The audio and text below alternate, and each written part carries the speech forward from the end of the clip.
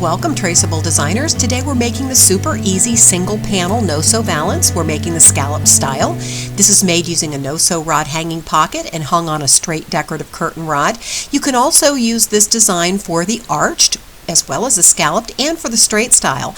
However, the straight style is hung using a curved metal curtain rod. So for today, you'll need your scallop design form from your Traceable Designer kit. You'll find this design form in the cornice style and in the Master Decorator kit. To determine sizing for a straight decorative curtain rod, you want to make sure you measure inside of the brackets because your valance needs to fit snugly between.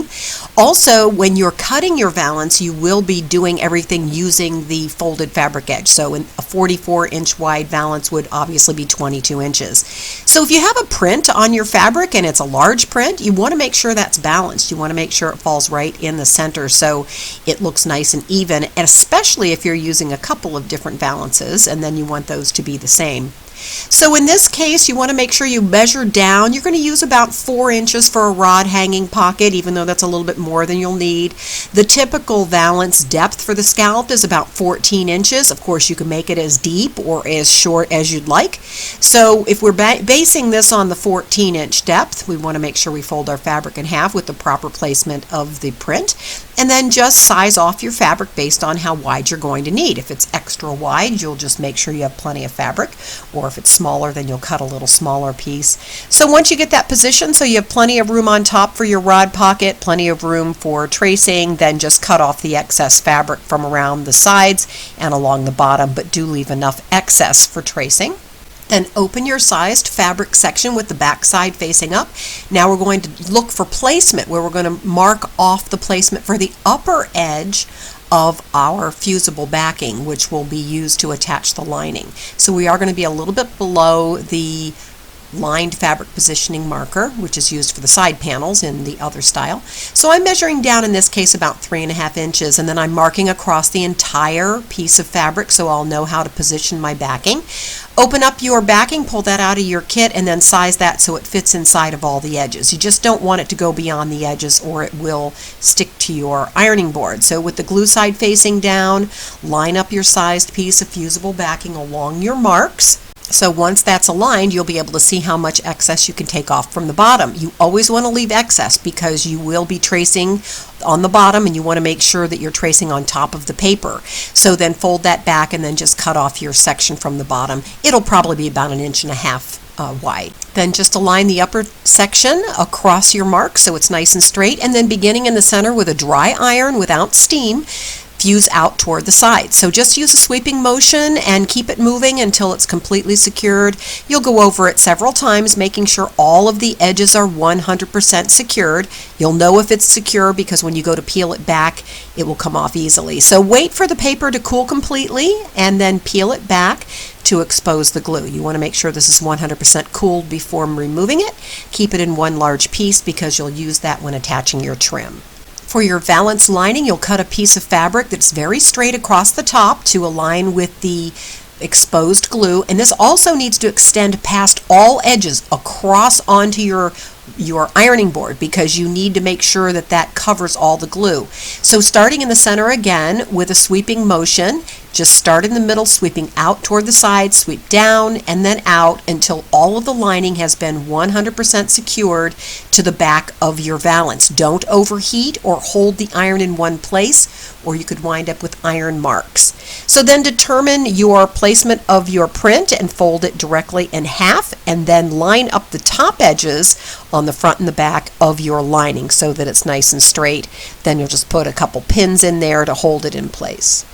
So as I mentioned earlier, you're doing 50% sizing because it is a folded fabric section. Sometimes you'll need something a little bit more than the 44 inches. I wouldn't recommend going more than about 1.5 inches. That would give you 2 to 3 additional inches for your valance. So if that's the case, then you're obviously using the marks, so you'll be measuring across to the 50% mark and marking your fabric, regardless of how wide it is. So in essence, you probably don't want to do a valance that's any more than about 46 inches wide for this style. So you would mark along the sides or along the right side so that it's nice and even, and then that would be your positioning on the right side of your design form rather than along the sizing lines on the left. So you would position your design form, if you have an unusual shape or width, along the marks on the right side to begin tracing. Also, since you're not using the line fabric positioning marker, you're actually dropping below, you want to make sure that your lower left edge of your design form is positioned down 14 inches below the lining, if that is your depth, or whatever the depth is that you've determined. So rather than lining on the left-hand side or using the line fabric positioning marker,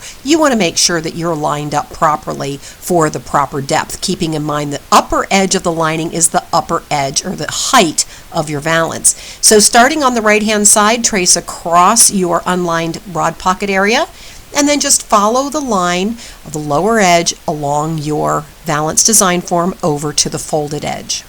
To cut out your valance, put the folded edge facing you and then pressing down as you move along, carefully cutting along the line. Make sure you follow it and get nice curves in the corners, pressing as you go until you've completely cut out your valance.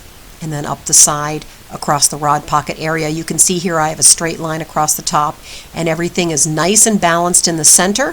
So to make your rod pocket, you're just going to fold over your fabric in half and then leave a little space between the upper edge of the fabric and the lining. You don't want to overlap that. And then just use your iron to press that down flat.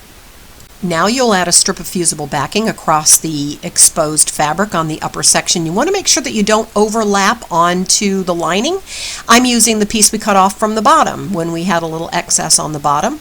And then just staying inside of the fabric area, just fuse that down across your entire rod pocket. And then once it's completely cooled, just go ahead and peel the paper off to expose the glue. To finish your rod pocket, just fold the fabric over so that the glue is positioned over top of the lining on the back, and then just follow along, fusing down your rod pocket. You do have several layers of fabric, so it's going to take a while, and you might have to hold the iron in place a little bit there and keep going over it until you're finished. Then pull out your trim and just follow along the edge, making sure you have plenty of excess. You don't want to run short. And then pull out your reserved paper with the shiny side facing up and pull your trim underneath the iron to flatten it. Then you'll get a piece of fusible backing and just cut long strips of fusible backing to fit inside of the back of your flat trim. And then put the glue down, glue side down, and then follow along, pulling your trim and positioning it over top of your, pulling your backing, positioning it over the top of the trim.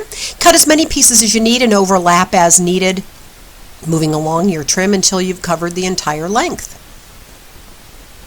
Once it's completely cool, just pull the paper off to expose the glue. Fold it under on the edge. I use the right edge to begin because I'm right-handed. And then position your iron over top of the trim, trying not to put the iron over top of your fabric if possible, just on top of the trim. This process takes a while, and once you start to warm up the glue, the trim starts to move and curve, so it makes it a really easy way to attach trim to the edges and make it perfectly aligned along the edges. So you can go back and literally move it around when it's still warm and reposition it. So with this, you want to make sure you get nice and even curves in the corner. So once you've warmed up the trim and you position it along, then it bends a little bit. So you can really keep going over it and repositioning it or moving it as needed until you've covered around the entire edges of your valance. Now when you get to a corner, go ahead and put the trim inside of the corner and then use the tip of your iron to secure it, and then you can continue to move along, and you'll see you can get a beautiful, perfect curve with your trim doing it this way. Then just trim off the other end, fold it under, and then just fuse that down.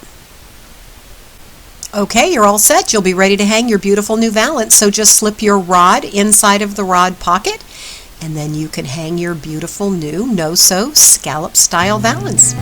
Thank you for joining me, Traceable Designers, and remember, you can always make your mark with Traceable Designer.